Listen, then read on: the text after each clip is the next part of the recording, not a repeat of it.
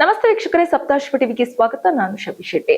ಮಧ್ಯಪ್ರಾಚ್ಯದ ಸಂಘರ್ಷದ ಪರಿಣಾಮ ದುಬೈ ಸೇರಿದಂತೆ ಯುಎಇಯಲ್ಲಿ ಸಿಲುಕಿದ್ದ ಸಾವಿರಾರು ಭಾರತೀಯರು ಈಗ ಸುರಕ್ಷಿತವಾಗಿ ಹಿಂತಿರುಗುತ್ತಿದ್ದಾರೆ.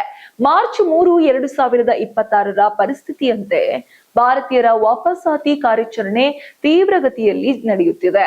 ಇಂದು ಮಾರ್ಚ್ 3ರಂದು ವಿಮಾನಯಾನ ಸಂಸ್ಥೆಗಳು ವಿಶೇಷ ಪರಿಹಾರ ವಿಮಾನಗಳನ್ನು ಕಾರ್ಯಾಚರಣೆ ಮಾಡುತ್ತಿವೆ. ಮುಖ್ಯವಾಗಿ ಇಂಡಿಗೋ ಏರ್ಲೈನ್ಸ್ ಸುಮಾರು 10 ವಿಶೇಷ ವಿಮಾನಗಳನ್ನು ಹಾರಿಸಿ ಸಿಲುಕಿರುವ ಪ್ರಯಾಣಿಕರನ್ನು ಭಾರತಕ್ಕೆ ಕರೆತರುತ್ತಿದೆ.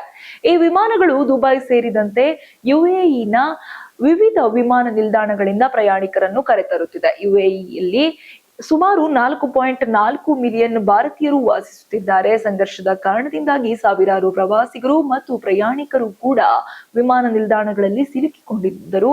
ಈ ಪರಿಸ್ಥಿತಿ ಭಾರತೀಯ ಸಮುದಾಯದಲ್ಲಿ ಒಂದು ರೀತಿಯಲ್ಲಿ ಆತಂಕವನ್ನ ಉಂಟು ಮಾಡಿತ್ತು. ಈಗಾಗಲೇ ಹಲವಾರು ಯಶಸ್ವಿಯಾಗಿ ಕರೆತರಲಾಯಿತು. ಏನು ಬ್ಯಾಡ್ಮಿಂಟನ್ ತಾರೆ PV ಸಿಂಧು ಸೇರಿದಂತೆ ಅಂದಾಜು 703 ಜನರು ದುಬೈಯಿಂದ ಈಗಾಗಲೇ ಬೆಂಗಳೂರಿಗೆ ಸುರಕ್ಷಿತವಾಗಿ ಬಂದಿದ್ದಾರೆ. ಅವರ ವಾಪಸಾತಿ ಭಾರತೀಯರಿಗೆ ಭರವಸೆ ನೀಡಿದಂತಾಗಿದೆ. ಇನ್ನು ಪರಿಸ್ಥಿತಿಯ ಗಂಭೀರತೆಯಿಂದಾಗಿ ಮಾರ್ಚ್ 2ರಂದು ಸುಮಾರು 357 ವಿಮಾನಗಳನ್ನು ರದ್ದುಗೊಳಿಸಲಾಗಿತ್ತು. ಇದರಿಂದ ಸಾವಿರಾರು ಪ್ರಯಾಣಿಕರ ವಾಪಸಾತಿ ವಿಳಂಬವಾಯಿತು. ವಿಮಾನ ನಿಲ್ದಾಣಗಳಲ್ಲಿ ಜನರು ದಿನಗಟ್ಟಲೆ ಕಾಯಬೇಕಾದ ಪರಿಸ್ಥಿತಿ ಉಂಟಾಯಿತು. ಈ ಸಂಕಷ್ಟದ ಸಮಯದಲ್ಲಿ ದುಬೈಯಲ್ಲಿರುವ ಭಾರತೀಯ ರಾಯಭಾರ ಕಚೇರಿ ನಿರಂತರವಾಗಿ ಶ್ರಮಿಸುತ್ತಿದೆ. ಭಾರತೀಯರ ಸುರಕ್ಷಿತ ವಾಪಸಾತಿಗಾಗಿ ಸಹಾಯವಾಣಿ ತೆರೆಯಲಾಗಿದೆ.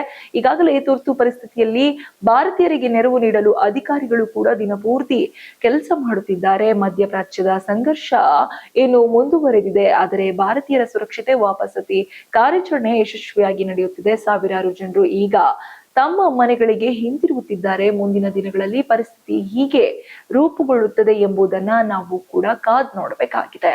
ಇದಾಗಿತ್ತು ಈ ಹೊತ್ತಿನ ವಿಶೇಷ. ಇನ್ನಷ್ಟು ಅಪ್ಡೇಟ್ಸ್ಗಾಗಿ ನೋಡ್ತಾ ಇರಿ ಸಪ್ತಾಶ್ವ ಟಿವಿ. ಇನ್ನಷ್ಟು ಹೆಚ್ಚಿನ ಮಾಹಿತಿಗಾಗಿ Saptashwa TV Kannada YouTube channel ಅನ್ನು ಸಬ್ಸ್ಕ್ರೈಬ್ ಮಾಡಿಕೊಳ್ಳಿ.